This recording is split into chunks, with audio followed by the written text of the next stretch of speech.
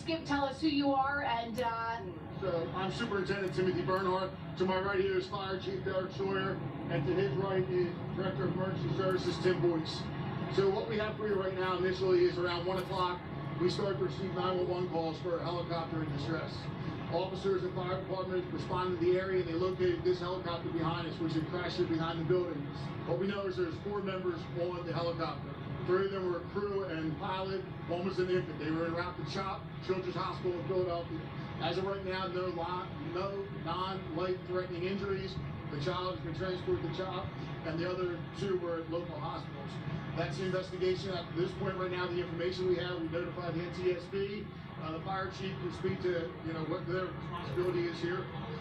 Chief, real quickly, just to clarify, you said no non-life-threatening injuries, so life-threatening injuries. So there are life-threatening injuries. Well, so the injuries were non-life-threatening. I think. Yes, okay. exactly. Wow. So that's pretty incredible. It's an absolute miracle. Here, what you see behind you, how this, and there's no debris, no wires down, no trees, how that pilot was able to get that plane there, and all 4 of them were able to get themselves out of the helicopter with assistance from the police and the fire department when we responded. The guys in the pilot as best to control landing as possible. Absolutely, can't wait to meet this gentleman and shake his hand for getting this plane down the helicopter the way he did. And that's what we heard from witnesses, that they could hear the helicopter hovering, at a low level for a little while before it ended up coming down on the ground. That's correct. So the reports were a few blocks from here, people who were calling in a helicopter in distress, and they could see that the helicopter was in trouble, and he was able to get to this location and land that helicopter. And again, all 4 got out with non-life-threatening injuries.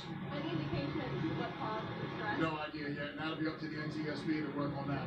So are any additional challenges presented by 23-degree weather? Find a thing like this? It's cold out here. The fire department, obviously, they're putting wood on it for the fuel spill, so there are people there as well. Chief, Chief could speak to the aircraft. Chief Sawyer, tell us about your response. So, again, call comes in about 12:57. First aid company's on scene within 4 minutes. They decided to do a quick size up. The 4 souls on board had extricated. So they decided to stretch hose line just to make sure that there was no ignition. Because of the fuel, we had to make sure there were no ignition sources, so we wouldn't have a fuel fire. They started diking the area to keep the fuel contained so it wouldn't run into the water drains. Again, as you heard Superintendent Bernhardt said, this was a miraculous landing. We went inside and checked the structure of the church to make sure there was no damage to the church. Again, we had about 5 pieces of apparatus and 35 fighters and 7 medic units respond to this incident. So just to be clear, it's from what I'm understanding, the 4 people on board, which included an infant, all the adults, everybody was able to get out on their own. Everybody was able to self-extricate. The pilot helped the members that had the nurse that had the baby to get out. Again, the medic units responded in a quick manner. They were able to get them to the hospital safely. Can you be a little more specific about exactly who's on the flight? We know the pilot, of course, you mentioned a nurse, the infant, and then who's the 4th person? That probably had to be the co-pilot. You have 4 souls on board.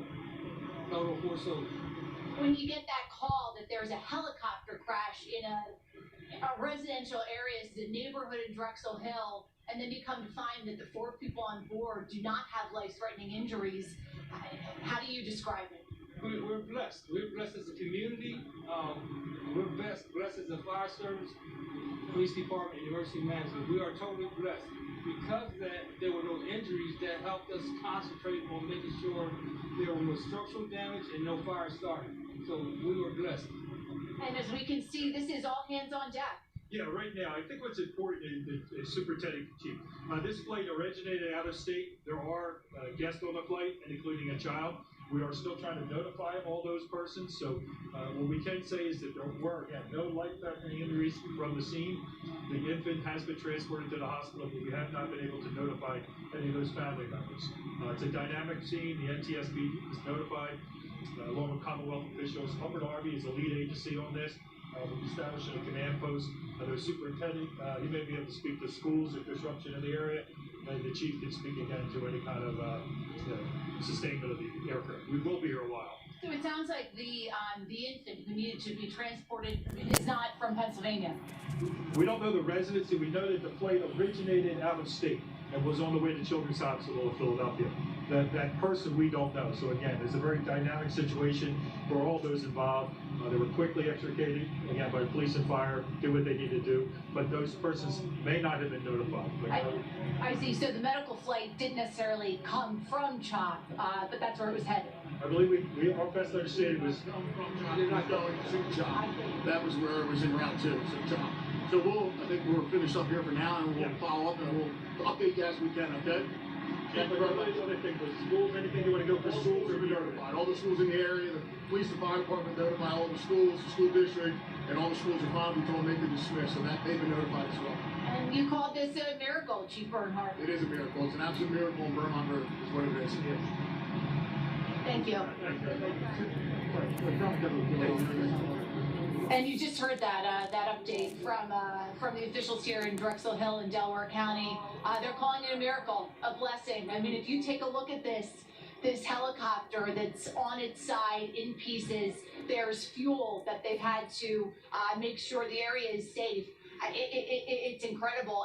You heard mentioned during some of the questions that I spoke to a witness as we were en route here and getting closer to the scene, and he told me he works at an insurance company. It's about a block away, barely, and he could hear the helicopter hovering, and it sounded very low, and they came outside to see what was going on, and from what they witnessed, it appeared as though the pilot of this helicopter did everything he could to make sure that this was not that this wasn't any worse, and it obviously could have been, given what we heard from officials here, the emergency response. You do still see that this area is blocked off, the neighborhood is blocked off. There are plenty of firefighters here and other crew members to make sure that it is safe, because there was that fuel coming out of the helicopter. 4 people on board. We know it was an infant, as we heard, being transferred to CHOP, and they are still working to notify the family of that baby who was en route to the hospital. Tracy, I'll send it back to you in the studio. Rosemary.